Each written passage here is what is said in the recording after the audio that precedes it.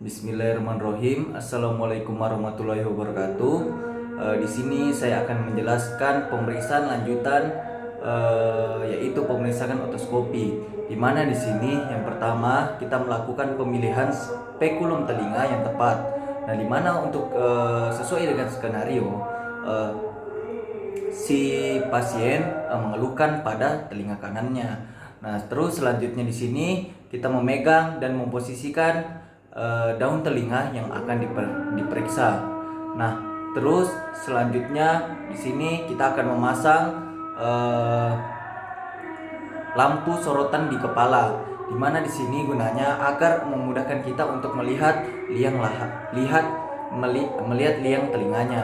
Terus selanjutnya kita mengarahkan sorotan lampu kepala ke dalam liang telinga. Selanjutnya kita menilai keadaan liang telinga tersebut. Nah, selanjutnya kita menggunakan spekulum telinga untuk memasukkan spekulum telinga ke liang telinga. Sebagaimana di sini kita mau menilai keadaan gendang telinga tersebut. Selanjutnya kita mengeluarkan spekulum telinga dari dalam liang telinga. Selanjutnya kita meletakkan dan menyusun kembali alat-alat pemeriksaan yang sudah kita pakai. Itu saja yang mungkin saya bisa sampaikan untuk pemeriksaan otoskopi. Kita lanjutkan ke pemeriksaan selanjutnya. Bismillahirrahmanirrahim. Kita akan melakukan pemeriksaan selanjutnya, di mana untuk pemeriksaan selanjutnya itu adalah rinoskopi anterior, di mana di sini kita melakukan pemilihan spekulum hidung yang tepat. Nah, di mana selanjutnya itu kita memegang dan memasukkan spekulum hidung ke dalam rongga hidung. Nah, selanjutnya lagi kita mengarahkan sorotan lampu kepala ke dalam rongga hidung. Nah, gunanya untuk memudahkan kita atau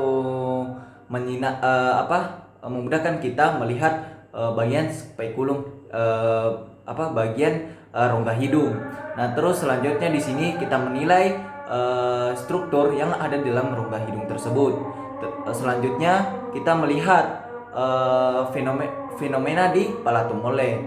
Nah, selanjutnya lagi kita mengeluarkan spekulum hidung dari rongga hidung tersebut. Sekian itu yang bisa saya sampaikan untuk rinoskopi anterior. Bismillahirrahmanirrahim.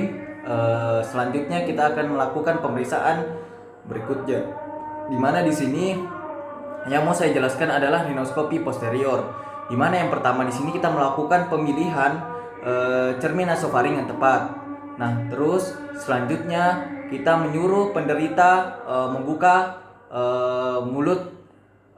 mulutnya. Nah, terus selanjutnya di sini kita melakukan penekanan lidah dengan sepatel lidah. Selanjutnya lagi kita melidah apikan cermin nasofaring sebelum dimasukkan ke dalam orofaring. Selanjutnya lagi kita memposisikan cermin nasofaring di dalam orofaring. Terus selanjutnya kita menilai struktur di dalam nasofaring tersebut. Nah, terus selanjutnya kita kembalikan kita mengembalikan lagi alat-alat pemeriksaan ke tempat semula. Sekian yang bisa saya sampaikan untuk pemeriksaan rinoskopi posterior. Kita lakukan pemeriksaan selanjutnya. Bismillahirrahmanirrahim. Assalamualaikum warahmatullahi wabarakatuh. Di sini saya akan melakukan pemeriksaan selanjutnya, di mana pemeriksaan selanjutnya itu adalah pyromnoskopi, di mana di sini yang pertama kita menginstruksikan penderita membuka mulutnya. Terus kita melakukan penekanan lidah dengan sepatel lidah.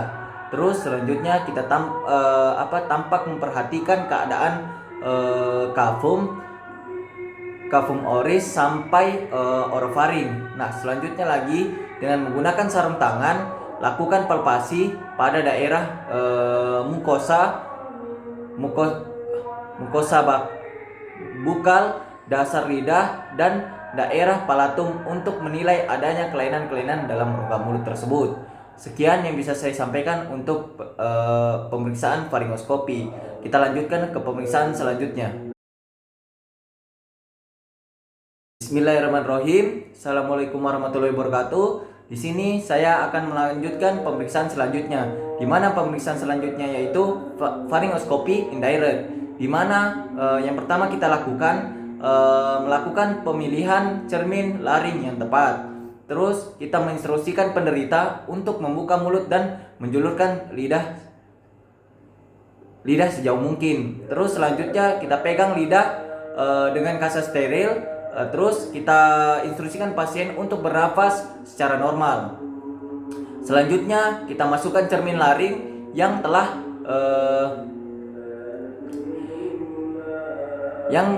dilidah apikan ke dalam orofaring. Terus selanjutnya kita posisikan cermin laring sedemikian rupa hingga tampak struktur di daerah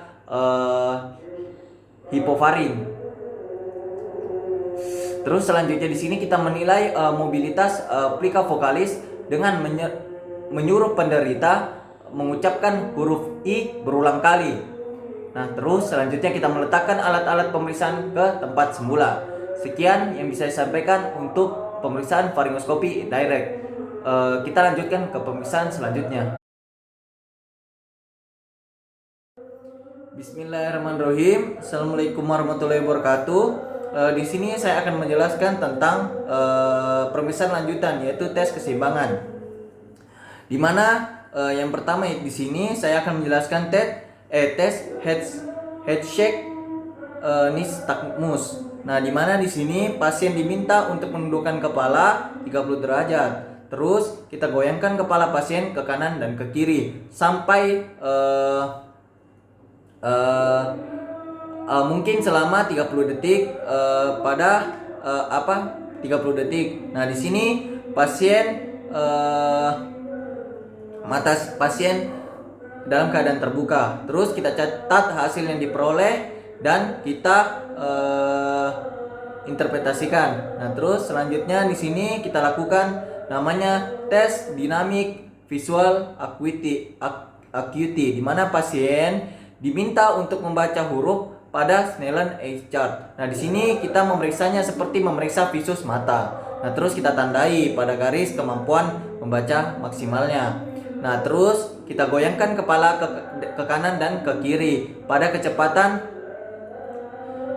2 Hz.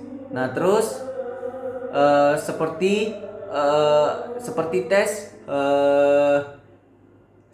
head shake yang tadi. Nah, kita sambil pasien diminta untuk membaca, kita lakukan membaca pada chart yang tadi. Nah, terus kita catat hasil yang diperoleh, kemudian kita mengimplementasikannya. Terus selanjutnya kita lanjutkan ke tes pemeriksaan selanjutnya, di mana tes pemeriksaan selanjutnya yaitu tes head thrust atau head impulse. Nah, di mana di sini pasien diminta untuk menundukkan kepala 30 derajat. Nah, terus selanjutnya kemudian pasien diminta untuk menoleh ke lateral ke lateral 15 sampai 30 derajat. Nah, tetapi matanya itu harus fokus ke target pusat atau ke target pusatnya itu ke hidung pemeriksa. Nah, terus selanjutnya kita lakukan dengan cepat. Kepala pasien digerakkan kembali ke pusat. Nah, terus mata tetap fokus ke target pusat, yaitu target pusatnya tadi adalah hidung pemeriksa. Terus kita catat hasil yang diperoleh, kemudian kita interpretasikan. Selanjutnya yang terakhir yaitu tes Romberg, di mana di sini pasien diminta untuk berdiri dengan kaki sejajar, terus kedua tangan menyilang di dada. Terus selanjutnya lagi kita bandingkan pada saat mata terbuka dan mata tertutup. Nah, masing-masing selama 30 detik. Terus kita catat hasil yang diperoleh dan kita interpretasikan. Sekian yang bisa saya sampaikan untuk tes keseimbangan. Kita lakukan ke pemeriksaan selanjutnya. Bismillahirrahmanirrahim. Assalamualaikum warahmatullahi wabarakatuh. Di sini saya akan melakukan tes lanjutan, di mana di sini saya akan melakukan tes Wabash.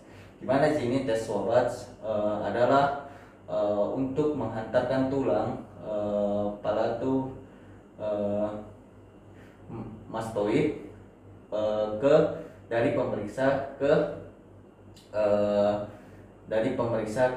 eh, ke pasien. Nah, langsung saja di sini saya akan mulai melakukannya. Nah, yang pertama mungkin tapi Bu, mungkin nanti saya akan mengarahkan Ibu untuk bila tidak mendengarkan itu sudah tidak mendengarkan suaranya atau suaranya, mungkin Ibu langsung bisa mengangkat tangan Ibu. Nah, jadi langsung saja saya mulai dari telinga kanan.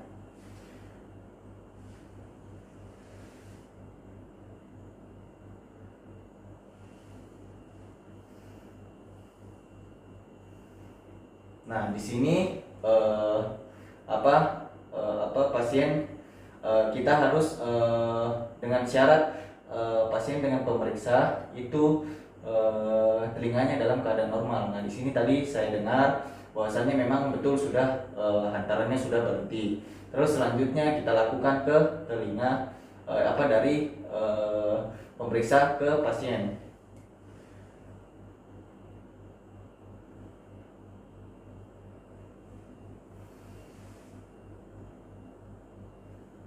Nah, di situ berarti di sini keadaan pasien normal. Terus selanjutnya kita lakukan hal yang sama di telinga kiri dari pasien ke pemeriksa.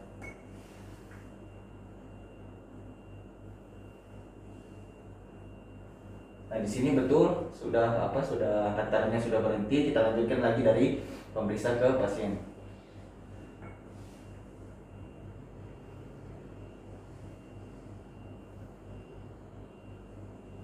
Nah, di sini kedua telinga pasien